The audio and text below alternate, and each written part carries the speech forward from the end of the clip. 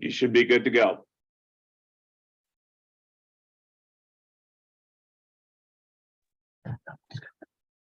No. All right, it's 5 o'clock. We'll call the December 13th Fire District 5 Fire Commissioner meeting to order. Please join me in the flag salute. I pledge allegiance to the flag of the United States of America and to the republic for which it stands, one nation, under God, indivisible, with liberty and justice. Right, can I have a motion to approve the agenda? So moved. Second. Moved and seconded. Roll call vote, please. Commissioner Incy, Yes. Commissioner Nelson, Yes. Commissioner Studich. Yeah. Commissioner Urbina, Yes. Chairman Wilsey. Yes. Any commissioner absences coming up? All right, seeing none. Communications to the board. There is one letter in your packets this evening from Northwest Mutual Advisors regarding the bond sale. All right. Yeah, 13 bids with BOA winning. All right. Nice work by everybody put that together. Can I have a motion to approve the minutes of the November 22nd meeting? So moved. Second. All right, so moved and seconded. Roll call vote, please. Commissioner Incy, Yes. Commissioner Nelson, Yes. Commissioner Studich, Yes. Commissioner Urbina, Yes. Chairman Wilsey. Yes. I have a motion for voucher approvals and ACH transfers. I'll move that we approve accounts payable vouchers 198,388 through 198,508 and payroll vouchers 198,509 through 198,525 as outlined in the agenda, subtotaling between the two $1,461,998.65. And also that we approve ACH payroll transfers and wire transfers fees for subtotal for those for $1,289,100.75 for a grand total, again, as outlined in the agenda, $2,751,099.40. Second. It's been moved and seconded to approve the vouchers and payroll transfers. Roll call vote, please. Commissioner Incy, Yes. Commissioner Nelson, Yes. Commissioner Studich, Yes. Commissioner Urbina, Yes. Chairman Wilsey. Yes. Anything from 3390 tonight? No, there isn't. All right, chief's report. All right. Just a few updates. This Thursday, December 8th, I attended the county council meeting. It was Derek Young's last meeting, so they asked for a Gig Harbor Fire update, which I provided, and then just thanked him for his service to both the city and the county. 16 years as a city council member and then 6 years on the county council. And I know he's been a good friend to Gig Harbor Fire and our community. So I thanked him and gave him a challenge coin. Monday, the 12th, I went to the city council meeting. It was Robin Denson's last meeting because she's taking over for Derek Young on the county council. So I attended that meeting and wished her well and talked to her about the future and the committee she'll be on with the county council. So we'll have another good friend there taking his spot. I attended the Santa runs, as some of you did too, and I first want to thank Ben Olmsted, who did such a great job putting it together. Not only the tree lighting, but the Santa runs, and there's another something Saturday, I can't remember what it is, and he's been taking care of all that. It's been really well received in the community. At Rotary, I've already heard about it, how much everybody likes having it back. We raised 4,800 pounds of food for the fish food bank, along with $400 in cash and hundreds of toys for their toy drive. So I'm proud of our department and Ben for all his hard work leading that. On Friday the 9th, I attended, along with Chairman Wilsey, the Public Safety Communications Operations Committee for South Sound 911. Made a request that South Sound 911 pay the initial fee of around $30,000 and the ongoing maintenance of around $2,000 to $3,000 for our CAD-to-CAD interface with Kitsap, so that we can have dispatching with South Kitsap Fire. That was approved at the PSCOC level. It next goes to the finance committee and then to the director and then to the board. So everything's looking good, and it was mostly only fire there, but there were also a few police officers that all supported it unanimously. So that should be moving through, and we'll be able to sign the scope of work so that Hexagon, the CAD vendor, can create that CAD interface with Kitsap County. So that will, I have coffee tomorrow with South Kitsap's chief to continue that plan and how we can work closer together with South Kitsap and respond to them. Monday, January 9th, we've invited the Department of Emergency Management to come to our command staff, Jody Ferguson and Amy Gillespie, just to talk about how we can partner with the Department of Emergency Management, what their roles, how they can serve our peninsula, what we can do, long-term emergency planning. So we're excited to host them on January 9th. I've reported to you the IT consortium that we've been looking at possibly bringing it in-house. We've engaged with a company for an IT assessment that will start next year. They're going to look at our service infrastructure, our network infrastructure, data and storage, at our devices, and give us a recommendation on whether we should or can, or if it's feasible for us to bring it back in-house. We'll start that in January. HR director, as we let you know, that she is moving on. As of today, we have 16 applicants. It's open until filled, but the first review is the 15th, so 2 days from now. So we'll be reviewing that. Chief Oldenburg and Chi will be working on the next steps to bring our next HR director here. You may remember that last year we had to return a grant. I think it was around $50,000. Our finance director and Chief Oldenburg has done such a good job. We got it back.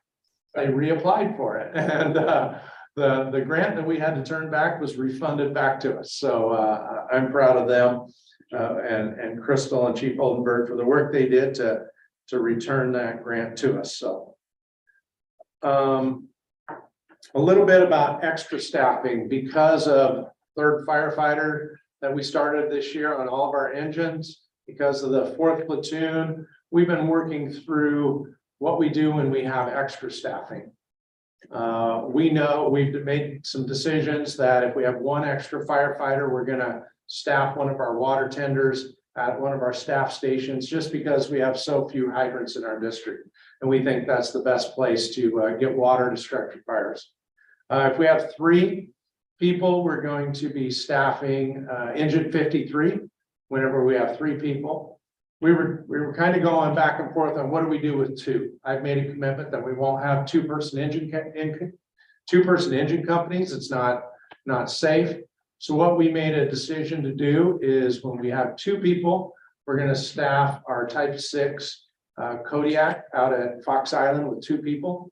So Chief Meyer and the battalion chiefs and logistic chiefs are working to move that water tender to another station, move the Kodiak, the Type 6 to Fox Island. So we have 1 will be at one of the staff stations with a water tender. 2 will be at 53 with that Type 6, and if we have 3, then we'll staff the engine out at Fox Island. So when we have extra staffing, when it fluctuates back and forth, that's kind of our priorities that we've set up. And I wanted to let you know about that. And the Kodiak will start January 1, if I remember right. Yeah. Question. Yeah. Just curiosity wise, we probably have discussed this at some time. Todd, you and Jake may know more.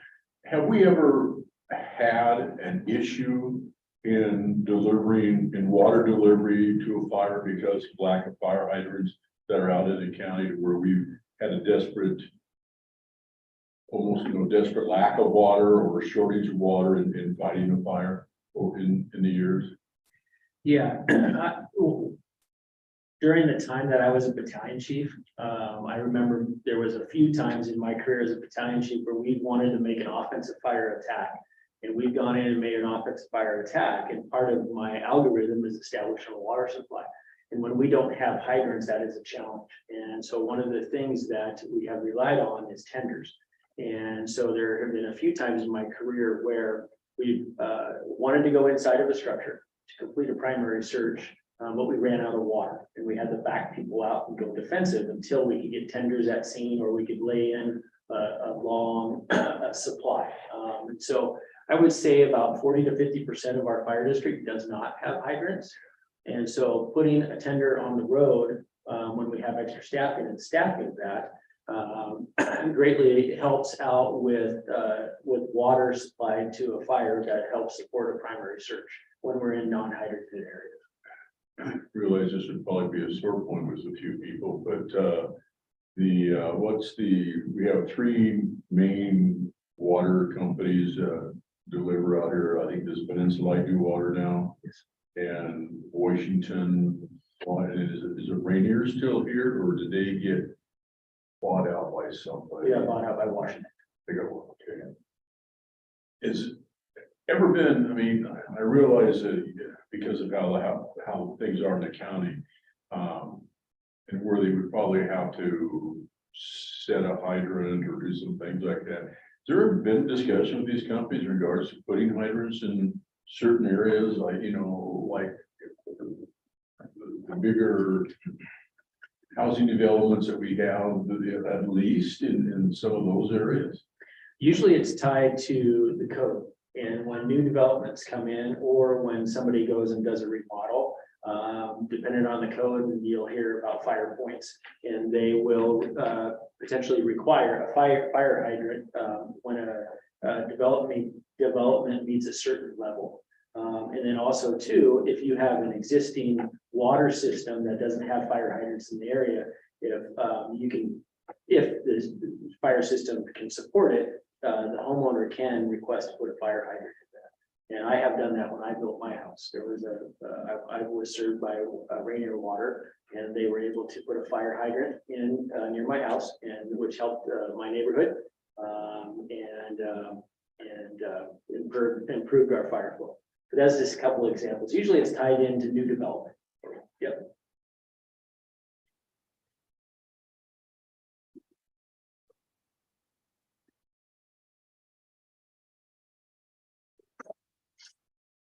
We have some training coming up, Monday, the 19th and Tuesday, the 20th with Gig Harbor PD at Gig Harbor High School. And we're looking forward as command staffs to get together to talk about how we'll run incidences and how we're going to work together in the ICS and the unified command. So that's coming up the 19th and the 20th. And finally, we've been working a lot on our work plan for 2023. We spent half of today with command and general staff just putting together our work plan for next year. We'll be bringing that to you in January. We need to put a little more finer tooth to it, and we'll also be doing a closeout. Remember last year I brought you what we were going to do for 2022. So we'll bring you a report, a closeout of 2022. We'll also share with you what we have put together for 2023 work plan, and then get any feedback from you on what we need to work on. So that'll be coming in January.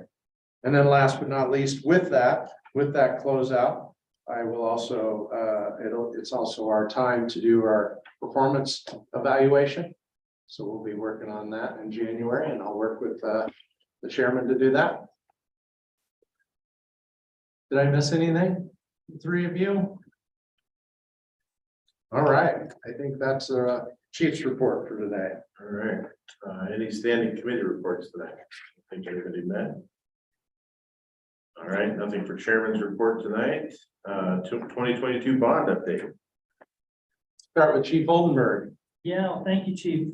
Just a quick reference, as was mentioned earlier in your packets tonight, is a correspondence from Northwest Municipal Advisors. Scott and his team, from my point of view, did an outstanding job helping us navigate through that unfamiliar process. And so, cheers to them for doing that. And I relayed that to Scott as well. He kind of references and gives us an overview on the bond rating, the bond market, and then the actual sale that occurred on November 16th. So I'm very pleased with everything that took place. Since that letter and since our last meeting, we did officially close on the bond, is the term that's used, on the morning of December 6th.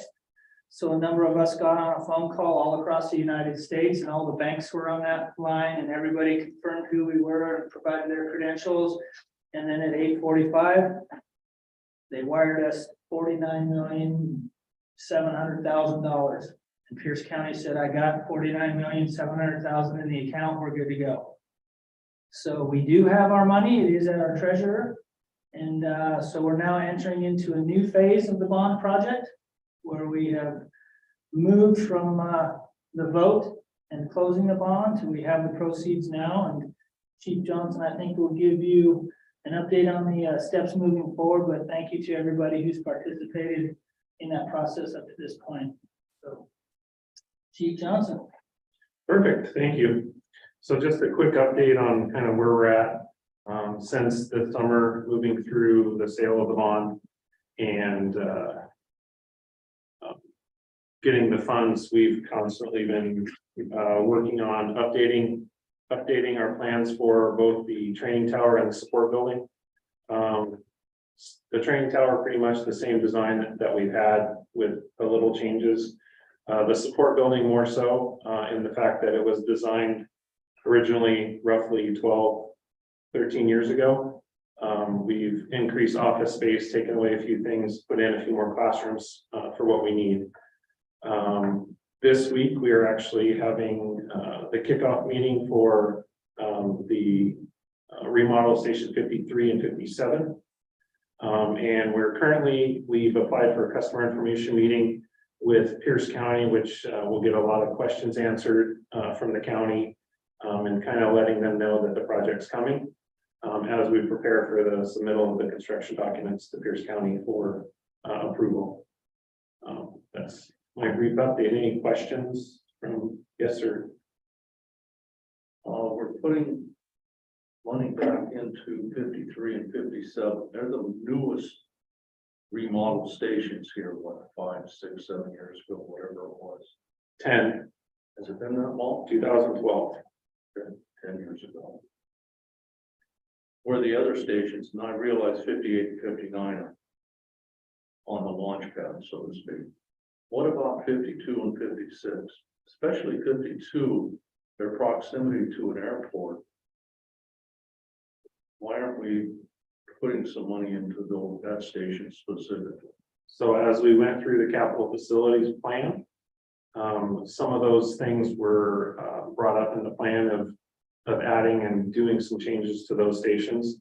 But as we work through that overall plan and trying to allocate money and time, 53 and 57, as we work on branching and spreading out, was the need that we saw. And you know, it's not a fair question, but I should have directed it up there at Hollywood Squares, because I assume that the committee was involved in this. Is that a fair assumption? And I should have directed it up there. Bryce and Joe? Yeah, yes, Tom, that's a fair assumption. We did have conversations about that. And I don't want to speak for Joe, but I think the thought process is, Chief Doan mentioned repeatedly in meetings, the issue with 52 and 56 is we start talking about a timeline where we're looking at, probably like almost 10 years out, if I remember correctly, for them to be remodeled if we added them into the project list. So time-wise, I think we weren't comfortable putting them on because, well, two reasons. One, because the number gets too big in terms of the total number, and two, because they're the furthest out in time. As far as 53 and 57, why the need? Because I think those are the two stations that are going to be staffed next, and they're also, in the scope of things, relatively small projects. So the cost is fairly low, and they can be done quickly and first up, and then be ready when 51 gets rebuilt. I think crews are going to move into 57. So we want to have them ready for crews to move into. And then the other thing that, JJ may be part of, he may be mentioning it as part of this process that I saw in the documents was, I think that he's been able to work with the architect to get a 5th bedroom in at 53 and 57, which is going to add future capacity. So both of them could be staffed with both an engine and a medic unit, which right now they can't be. Correct on all accounts. I'm sorry, Correct on all accounts. I'm gonna still direct this to the committee because I don't want to put you on the spot. Help me out, 57 makes sense, but 57, coming from 57, I can be clear into where our majority calls are. And 53 is still on Fox Island headed for the bridge. So help me out as a committee now. I'm not putting anybody on the spot as far as staff. Well, this might be easier for me to answer than them, actually, because it is a little bit more about operations. So we've been looking at, we've purchased Intera for our data analytics. So we are looking at all of our calls and our response times. And there's 2 ways to look at the number of calls and the times. And there's a concentration, the number of calls, and then kind of the distribution. 57 can actually be reached by 56, 58, and 51, where 53 has long 12, 15, 18-minute response times, and it leaves 59 hanging out by themselves in a structure fire, or because they're headed that way, with even this side of the bridge, a structure fire on this side of the bridge that 59's on, they're hung out to dry by themselves without any backup for a long, long time. So we have a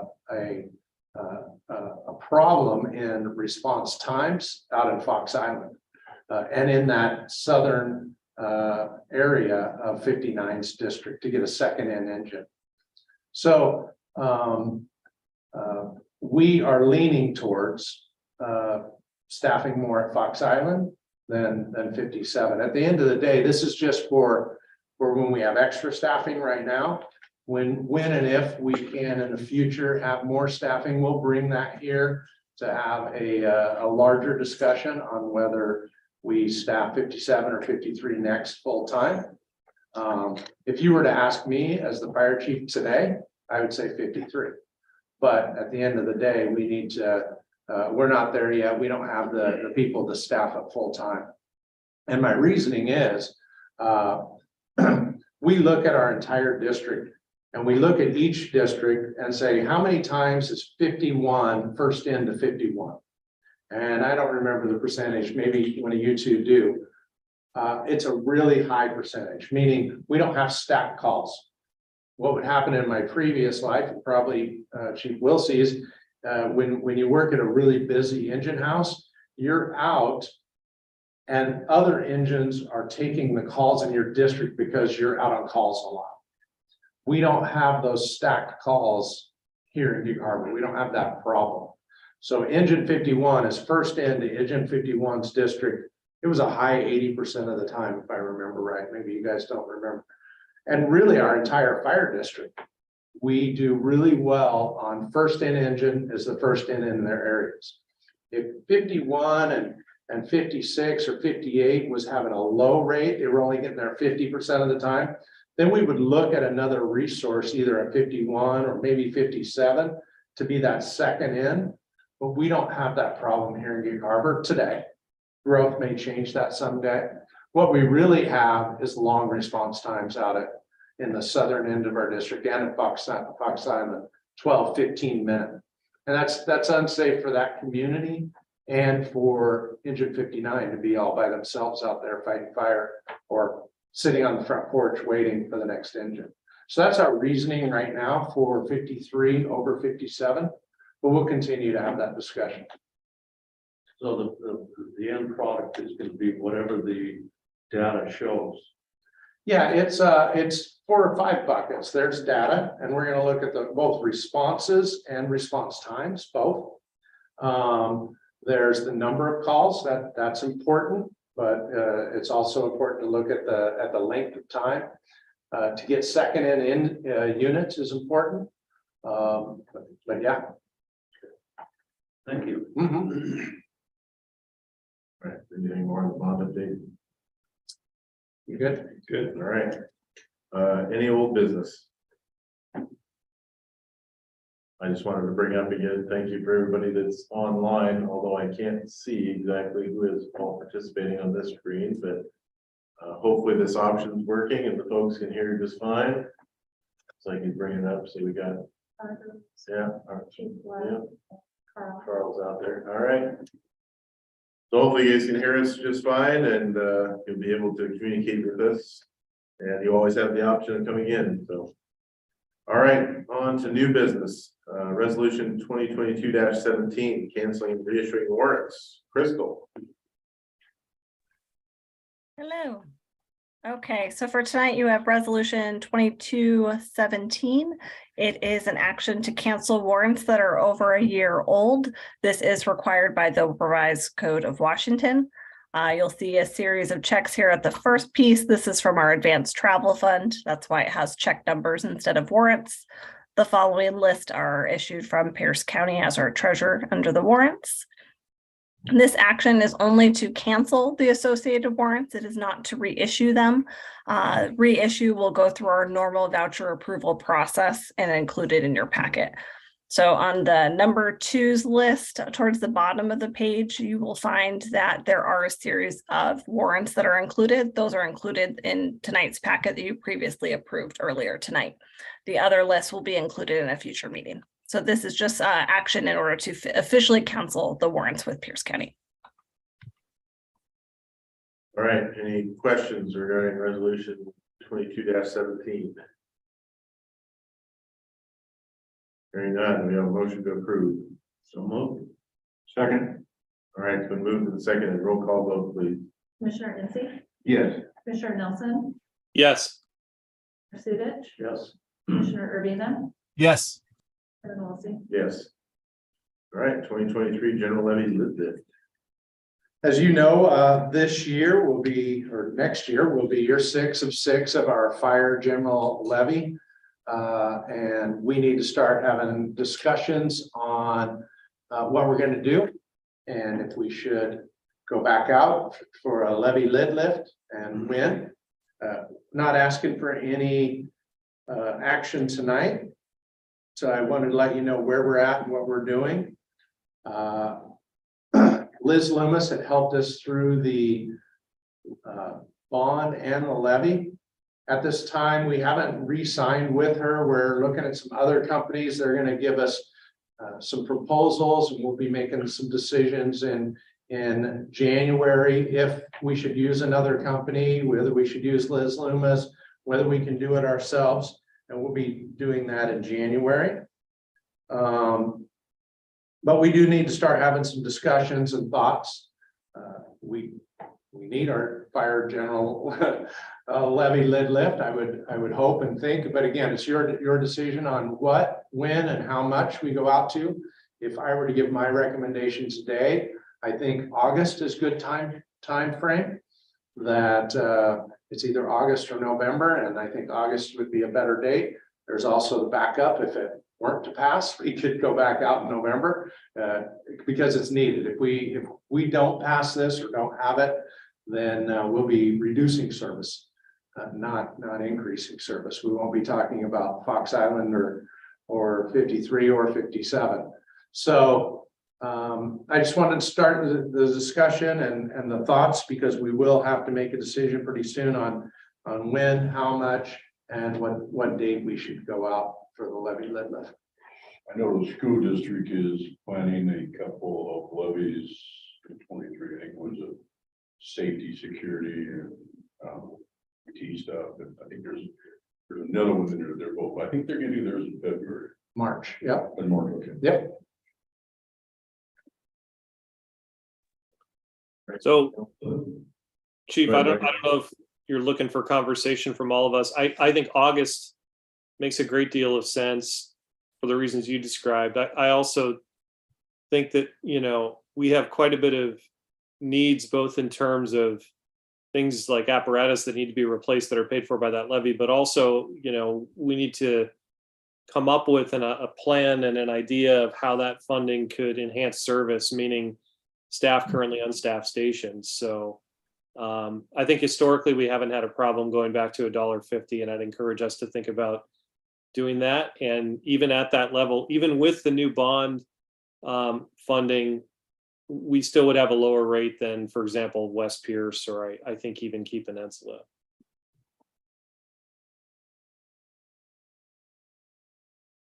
All right. Any other comments?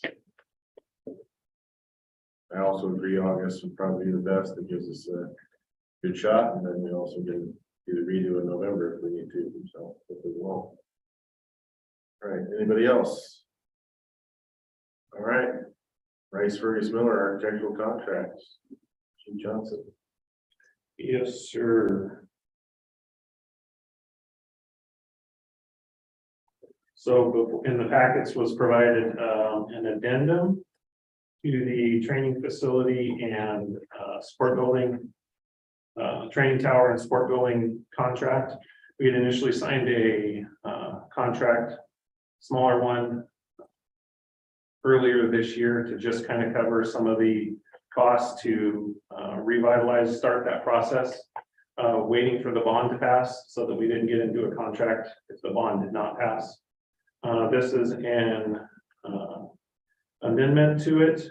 It actually, if we look at the overall cost from the original capital facilities project, so architecture, engineering, specialty consultant fees was right at $1,704,000. Actually, the new proposed is $225,000 less. They were able to go back in and a lot of the engineering and looking at the building itself. They were able to use what we had done 12 years ago. So that lowered the cost by $225,000 for the training campus contract. As we move on from that, the Station 53 contract, as Bryce added earlier, I worked on adding a 5th bedroom. So that's going to increase some of those fees.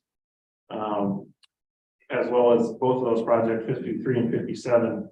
So when we look at the overall, if we were to take the original 3 projects on the capital facilities for those architecture, engineering, and specialty consultants, we are $20,000 over the original, and that gives us 5th bedrooms at both 3 and 7.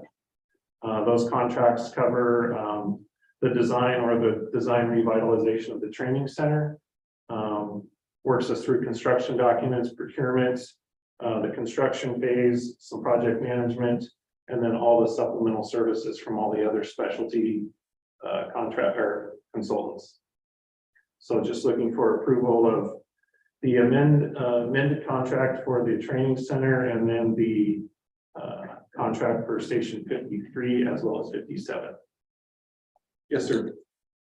This is not about the contract, but I want to back up a little bit. You said the training facility and the support building are having some tweaks. We're not going to have a problem, I hope, with the permitting and the conditional use permit, are we? That's what we're working through. No, we're not changing anything that we can. Okay. And that's why we're having the customer information meeting as well. With the county? Yep. Okay, thank you. Mhm. All right, any other questions, Chief Johnson, on the amendment? So we need to, is there a motion to approve the amendment to the original contract? So moved. Second. Been moved and seconded, roll call vote, please. Commissioner Ensy, Yes. Commissioner Nelson, Yes. Commissioner Sudich, Yes. Commissioner Urbina, yes, Chairman Wiltie. Yes. All right, 2023 board officer nominations. Sir, that was one contract. Oh, you got 2 more. Okay. I need a Station 53 contract and a Station 57 contract. Okay, we had amendments to both those then too. No, just the training campus was the only amendment, Yeah. and then 3 and 7 are actually brand new. What was, So- what was our motion? Was the motion to approve the amendment to the training center? Yeah. Okay. So then Alex, just to be specific on the record keeping, I'll move that we approve the contract for Station 53 with Rice Fergus Miller. All right. I'll second it. All right, any discussion or questions on the contract for Station 53? All right, roll call vote, please. Commissioner Ensy, Yes. Commissioner Nelson, Yes. Commissioner Sudich, Yes. Commissioner Urbina, Yes. and Wiltie. Yes. All right, and that takes us to Station 57. Motion that we approve the contract, lost the word. Motion that we approve the contract for Station 57. Second. All right, so moved and seconded. Any other questions or comments on 57? Hearing none, roll call vote, please. Commissioner Ensy, Yes. Commissioner Nelson, Yes. Commissioner Sudich, Yes. Commissioner Urbina, Yes. Chairman Wiltie. Yes. All right. Thank you. Yes, thank you. 2023 board officer nominations, chair and vice chair. I make a motion to nominate Joe Urbina for chair. Second. Been moved and seconded. Any other nominations for chair? Did you hear the train whistle on that, Joe? Yeah. All right, hearing none. And no other opposed. Joe Urbina is the chair for next year. Any motions for vice chair? I'd like to make a motion that, in the sense of continuity, to have Alex Woolsey as vice chair. I'll second. I second and third and fourth that one. All right, it's been moved and seconded for myself to serve as vice chair. Any other nominations for vice chair? I'm gonna go back to my old days. Any other nominations for vice chair? Any other nominations for vice chair? All right, hearing none, Alex Woolsey will be appointed vice chair. So congratulations, Joe, and myself will serve with pride in the next year. 2023. All right, so that takes us to 2023 board committee assignments. Now, we haven't changed these in 2 years. Any burning desires for anybody to jump from one to the other? Do you get to Joe and Bryce? Do you have those assignments in front of you? Yeah, I've got him, Alex. Thanks. Joe, do you got them? Okay, What was that? I didn't catch that. committee assignments. Oh. I just want to make sure they have a list in front of them too. Yeah. And then I asked if there's any burning desires to move around. I'll move, in fact, I did it last year and then I changed my mind, Okay, which you do when you get old. I'd like to go into fleet and facilities. okay.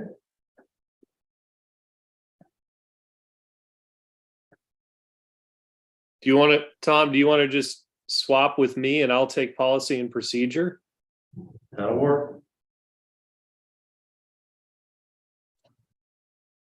I'd really like to stay on fleet and facilities. I enjoy that one.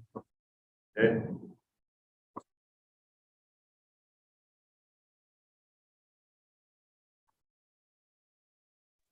And I'd like to stay on the audit one too, unless there's someone else that wants to jump on that one. Yeah, and I don't mind staying on risk management unless somebody wants to swap with me on that.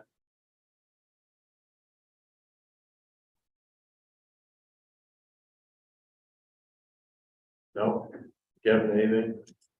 I'm just waiting to see if anybody else wanted to ask. I mean, I'm happy where I'm at, but if somebody wants to do something in one of the ones I'm in, I got no deals. The only thing I guess would be right now, I know risk management and insurance, you guys have meetings. There's meetings involved in that during the day, and while I'm still working and stuff, I would be able to make some of those, but other than that. Yeah, Kevin, that's my problem on that committee, and Tom really carries all the water on that because half the time most of the time I can't make the meetings if they're during the day.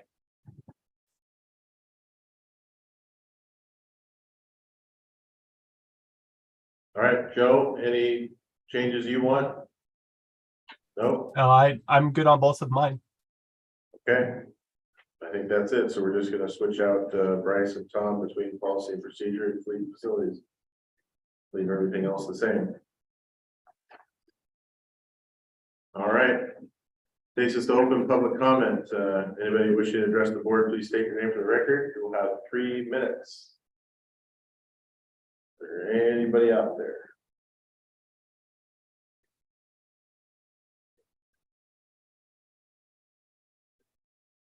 Looks like Carl. No, no hands raised. There, oh, there he is.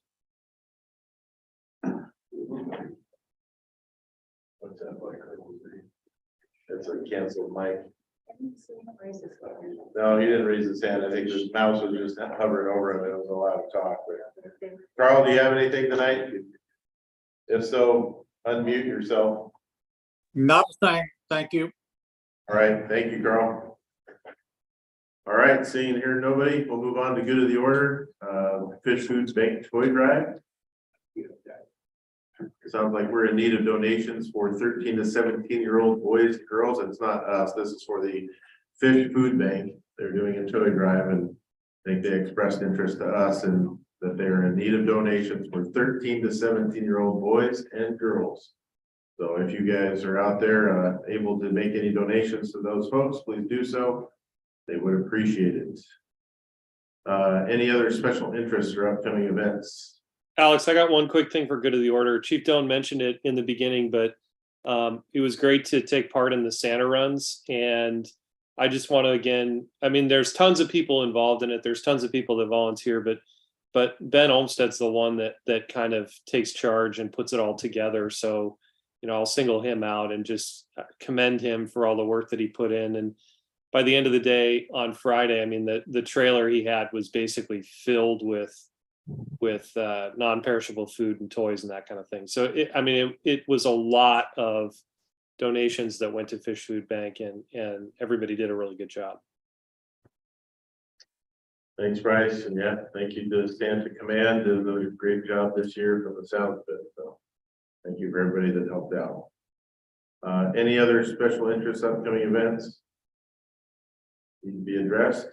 I'll just note, just for the record, to reiterate that we're going to be canceling the next meeting, and then this building is closed December 23rd and 26th in observance of Christmas Eve and Christmas Day, and January 2nd for New Year's Day.